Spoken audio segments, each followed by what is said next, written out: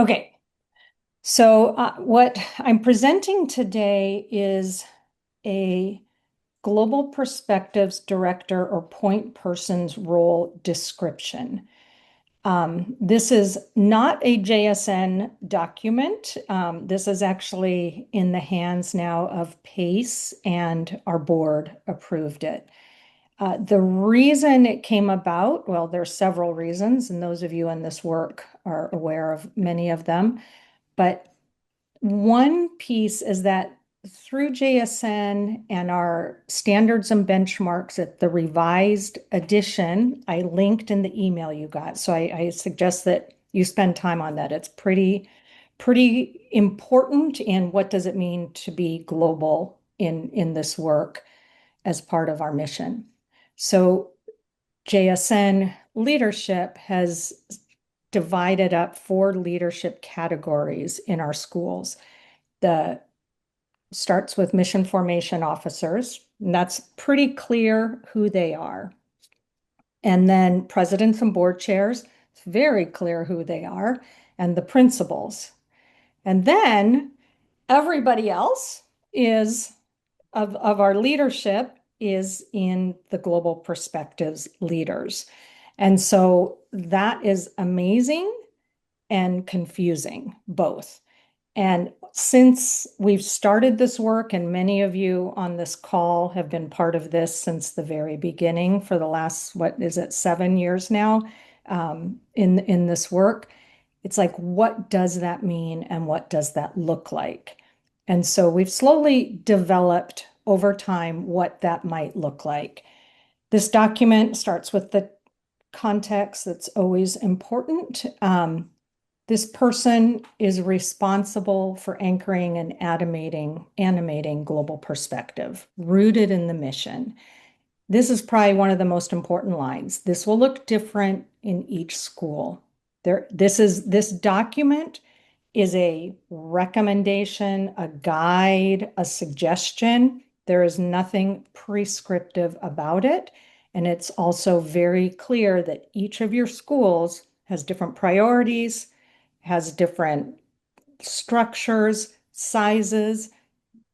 So looking at this, what could that look like? So we've tried in creating this to make it very flexible, very open. I'm going to go right to the end because this is important. In order to put this together, I spent a year, I think it was, if not more, with 37 of you officially. These are like 2 hour, in one case, it was an all-day meeting. I've had conversations with more people than this, but officially with 37 principals, presidents, mission formation, PACE, educators. So a lot of voices have gone in here. Many of you are on this call. If your big suggestion is not here, I'm sorry. But I think we gathered everything together. And if anyone has questions as I'm going through, just unmute and I can't see you because of the sharing, but just unmute and shout out, and I'll pause. So what we really wanted to do is elevate and name who's doing the work and to give some structure to the role. We are saying Global Perspectives Director or point person, but again, title to be determined by the school. Every school has someone different. In some places, it's the mission formation officer that oversees this. I mean, it's keep this in mind as you look through. What is important for whoever this voice is, maybe think of a global perspectives voice. They hold a significant voice within the school leadership community. They have some sort of seat at the table.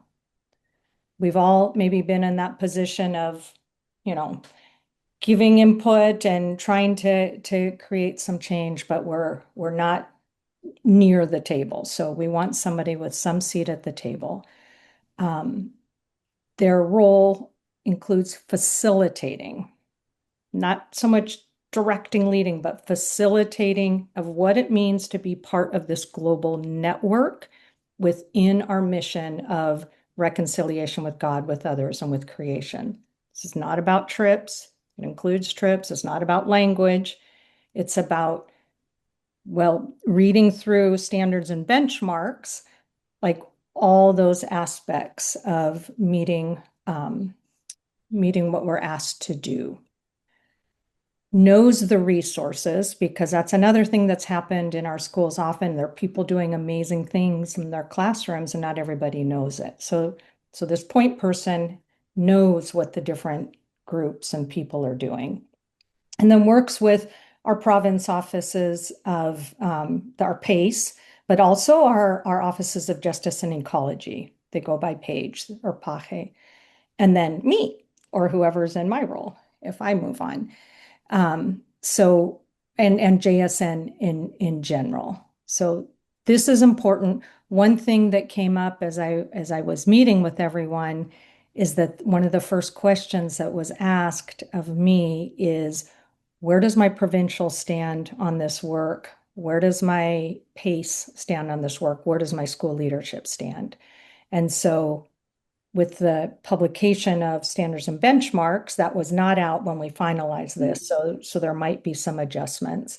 But with that publication and with this document, we want to respond to that. We are giving some guides that support what we're asked to do on behalf of our mission and our sponsorship. So this is probably an important area, and I will want to have conversation on it with all of you. So this person promotes a global perspective in these following areas, working in partnership with the existing point people. This is not depending on the school, right? But it's not saying, hey, now I'm in charge of you. It is like we're pulling together. We just need that unifying voice. Represent a unified voice to school leadership. Curriculum, so what is happening within the courses? Racial justice, that is all of our DEIB efforts. Ecological justice, accessible ed, and that in JSN, we're still focusing a lot on the financial accessibility, but accessible ed includes a much wider group. And so all the accessible ed co-curricular service, you can read these, and others. So what this person is, they are that unifying voice. It could be a global director. Maybe it's the DEI person. Maybe it's the ecology person. Maybe it's the mission formation.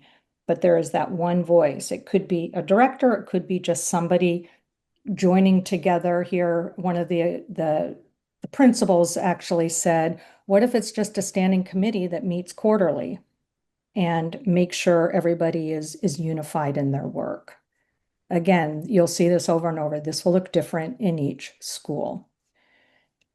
This person provides or facilitates access to the following gatherings. So the Right to Education ICG, we had one in October. Our next one will be March of 2027.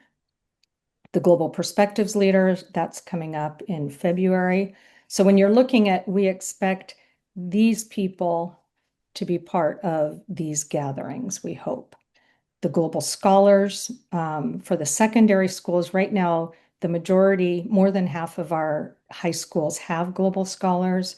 And then there is a pre-secondary school framework that is in process of being completed that aligns along those lines. And then we have these curricular inserts and frameworks so that this person is aware of all these things. I need to add on here, we have a Jesuit slaveholding curriculum that is in its final steps and about to be branded and shared. So thank you, Ed. I'm looking at you. You're on, so thank you. The completion of the inventory animates the engagement of the school with Educate Magis. And then this is important overall. And if you've read any of the Jesudu Jogja vision statement, it's like how is this work lived locally? How is our mission, our global mission lived locally? So that is the framework. Probably I don't need to go through this, but you all have this in front of you.